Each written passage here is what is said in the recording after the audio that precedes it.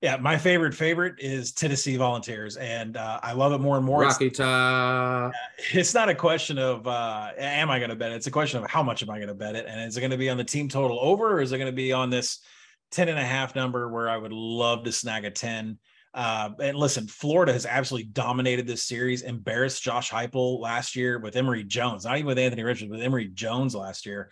And by now, everybody knows that Anthony Richardson hasn't thrown a touchdown pass. But what's more shocking is that he doesn't have any big time throws. He has 6 turnover worthy plays.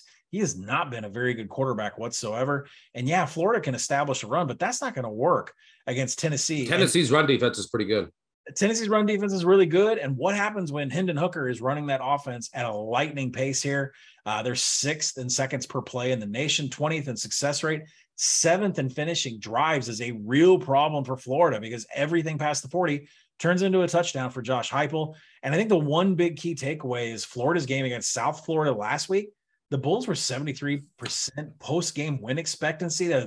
And they were well above national average in passing downs. Florida is terrible in defending passing downs. And if you have one handicap, maybe like if you can throw some love Florida's way, it's really based upon what Tennessee's going to do on defense, because defensive coordinator Tim Banks, he's going to have to break away from playing man. Kentucky plays zone. They kept their eyes on Anthony Richardson, but Tim Banks plays a lot of man. And they only had 25% of opponent dropbacks this year. Tennessee has played in zone coverage. So if they switch that around, they could keep Florida from scoring. I would take a Florida team total under, but we're not going to know that. So I like the Tennessee team total over. I also love Tennessee if I can get the 10, but I'll bet 10.5 too. This is my favorite over.